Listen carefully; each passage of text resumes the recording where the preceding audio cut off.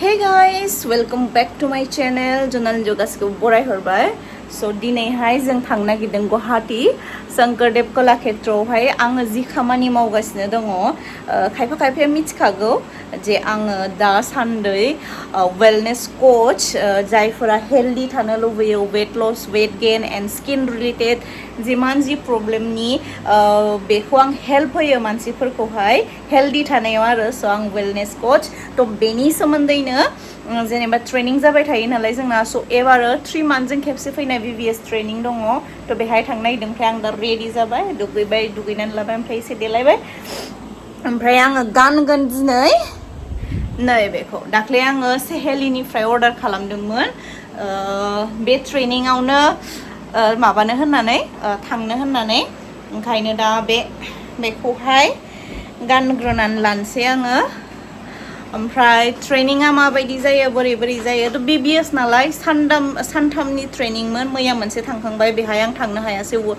supervisor वर्कशपमोन बे इम्परटेन्टसिनमोन दा जिहेतु आङो वर्ल्ड टीम जाबाय नालाय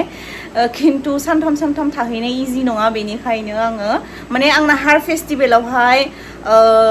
टपिक दं नालाय बेनिखायनो आं हार फेस्टिभेलखौ इम्परटेन्ट होनानै स' दिनै सानाव जागोन ओमफ्राय गाबोननिया हराव जागोन आरो ना गाबोन सानावहाय ट्रेनिं गैया हरावसो दं ट्रेनिंआ ओमफ्राय दिनै आरो दा हरावबो दङ पार्टि क्वालिफिकेसन जादों नालाय जोङो स' जायफोरा पार्टि क्वालिफिकेसन जादों बेहा हरावबो दङ आरो ना रेस्टुरेन्टआवहाय स' गासैखौबो फारि फारि देखायलांगोन आङो नायलांबाय थाबानो जाबाय ओमफ्राय जायफोरा इन्टारेस्टेड बिसोरो आंजोंहाय दिनै थाबाय था सानसे अके स'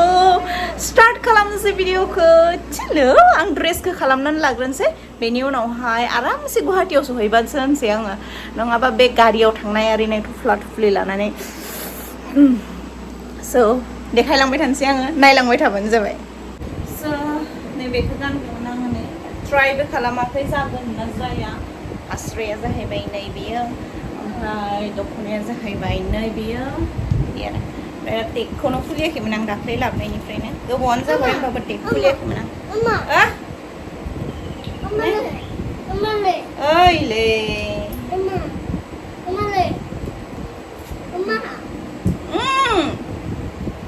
खुलिबाय ओमफ्राय नै गाननाय नायनोसै दा नायदो भिडिअ बानाय नायदो स' नै आंनि लुक्सआ बियो एसे गोजाननिफ्राय देखायनोसै आंखौ मामिया लाङा माबा हालासो ओरै अबावबा थांनो नागिरदों बेयो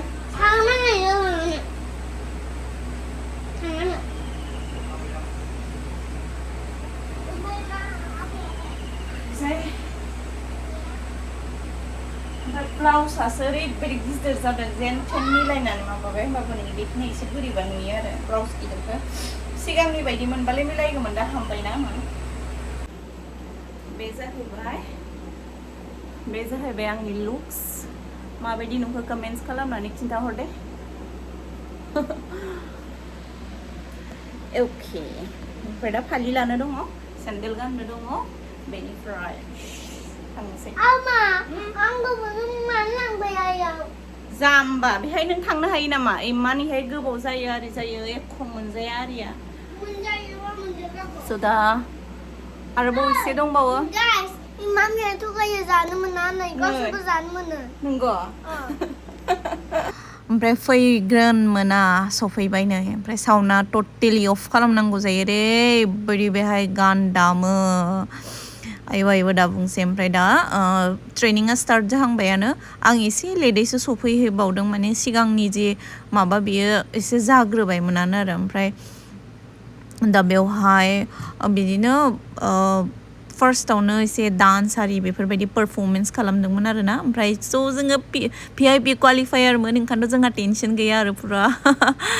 सिगाङावहाय जोंना एकदमबारे बुकखामोन आरो माबाया सिटआ जोंनि सेटआव रावबो जिरायनो मोना खारन बेखौ अन खालामनांगौ 3 month 2500 भलिउम करि बानायनांगौ आरो ना स' बेखौ आं क्वालिफाइड खालामदोंमोन आंना बेनिख्रुइ बांसिनसो जादोंमोन आरो स' वी आर VIP क्वालिफायार बिराद प्राउड मोमेन्टमोन बे टाइमाव आंनि थाखाय अ माय गड ओमफ्राय आरो सबसे प्राउड मोमेन्टआ जाबाय सबसे गिदिर ओरैबायदि गिदिर जायनि माबायानो नेटवर्कआनो 1 crore बेफोरबायदि माने सेलारि बिदि हाबो आरो हार्बेलाइटनि थ्रु नैबे जोंनि चिफ गेस्टमोन आरो ओमफ्राय फार्स्टआवनो ट्रेनिंखौ जागायनायनि सिगां माने जाहाथे दिनैनि बे ट्रेनिंआ मोजाङै थाङो बेनि थाखाय भगबाननि सेरावहाय अगरबत्ती लेम्प लाइट होनो बेखौहाय जोङो बेखौ माबाग्रोयो एभ्रि ट्रेनिं बेखौ खालामखायो आरोना जोंनि चिफ गेस्ट गेट टीम गासिबो गेस्टफोरा दंजोबोमोन आरो बेवहाय लारि जोंथ' वर्ल्ड टीम नालाय जोङो दा थांथ'नो मोनाखै बाट टारगेटआ सानफ्रोमबो बेवहायनो BBS ट्रेनिंआव जाहाथे आंबो सानसे सोरखौबा ट्रेनिं हैनो हायो बेफोरबायदिहाय ओरैबायदि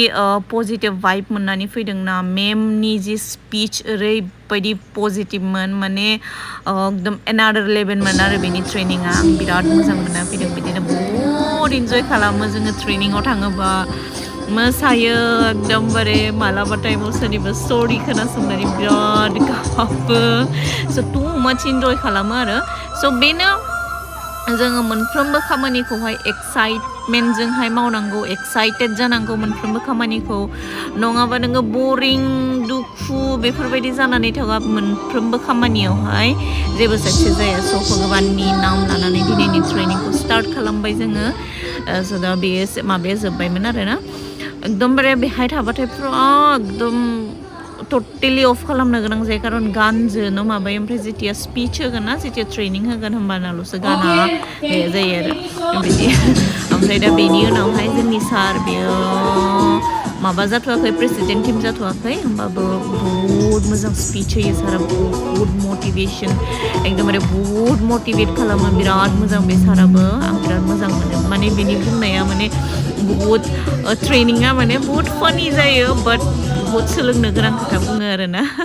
स' बिदिनो नै आंबो थांदोंमोन खिन्थु आं बेनि भिडिअखौ शुट लानो हायाखिसै अके सारनि ट्रेनिं जोबखांनायनि उनावनो जोंनि चिफ गेस्ट बेनि ट्रेनिंमोन जायखौ जोङो बहुद टाइम 3 मान्थनिफ्रायनो नेगासिनो दंमोन फाइनालि दिनैनि डेआ बे सफैबाय जे मेमनि ट्रेनिं मोनगोन ना आरोना बिराद एक्साइटेडमोन बेनि थाखायनो स्पेसियलि आं BBSखौ बिराद इम्परटेन्ट होथारदोंमोन आरो बेनि ओमफ्राय आङो हेन्डशेक लानो बेहाय नेगासिनो दंमोन आरो बयबो लायो नालाय शेक लानो स' मेमा बहुद मोजां बेयो 52 इयार्स जाबाय आरोना होमबाबो जे माबायदि अ माय गड भगबानावबो प्रे खालामो सानसे समाव जाहाथे बेनि इसे बाहागोसेबां जानो हायो आरो खिन्थु इमान इजि नङा लाइफ इज नट इजि सानफ्रोमबो नोङो मेहनत खालामनांगोन सानफ्रोमबो एभ्रि सेकेन्ड नोङो मोनफ्रोमबो सेकेन्डखौ मिस थांहोनो मोननाय नङा जोंनियाथ' मा जायो आरो एकदमबारे जों बेफोरबायदि सानोबाथाय गावखौनो गाव बे लेभेलावहाय थांगोन माने इमेजिनखौनो खालामनो हाया आरो होमबाबो बास्ट दङ सानसे समावहाय ट्राइ खालामगोन नाजानायाथ' जोबनाय गैया सेलेब्रेट खालामबाय बिराद मोसानोबो लुबैयो आं गान दामनो माने बेहाय एकदमबारे फुल बक्सआवहाय गान दामोना ओंखायनोथ' बापरे स' मेडामनि ट्रेनिं स्टार्ट जाबाय आरो ना वहाँ जो बैठे हुए हैं हेलो नहीं बोल रहे वेलकम नहीं करे क्या आप दिल्ली में आओगे हम आपको वेलकम नहीं करेंगे क्या हाँ तो आसाम के लोग मुझे वेलकम नहीं करेंगे मेमनि ट्रेनिं जोबखांनानै ओमफ्राय लान्च टाइम जाबायमोन बेयो जोंनाथ' लान्च टाइमा बेनो जोङो ओंखाम सोंखाम जाया शेक लोंगोन स' ओंखाम जोब्बाय दा शेक लोंखांनायनि जोंना लान्चआ बेनो दिनैहाय बिराद मानसि ओरैजाय दसे रेस्ट लानोसै ओमफ्राय ने नुवाखै ओरैजाय VIP सिटिं स' we are VIP आङो स्पेसियेलि शेक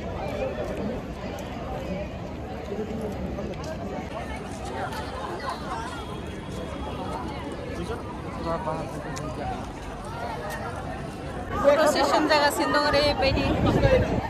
शेक लोंखांनानै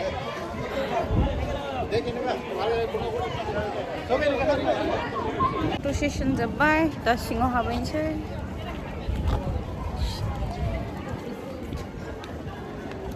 मोदानलायदों सान्दुङा दा सान्दुं हार फेस्टिभेल थाया टिकेट दानाखै हार फेस्टिभेलनि आं थाया स' बेनि उनावहाय लान्च खालामखांनानै शेक लोंखैनानै बे माने मोनसे माबानिमोन आरो बेयो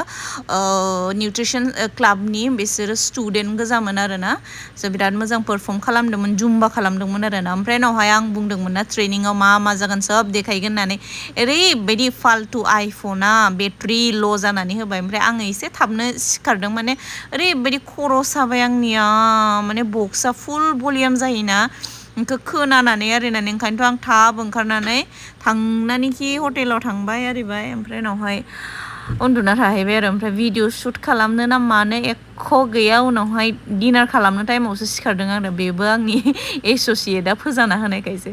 स' दिनैनि थाखाय बेखिनियावनो फोजोबथ'नाय जाबाय भिडिअखौनो लानो मोनाखैबा स' लोगो मोनलायगोन आंनि नेक्स्ट भिडिअ बाय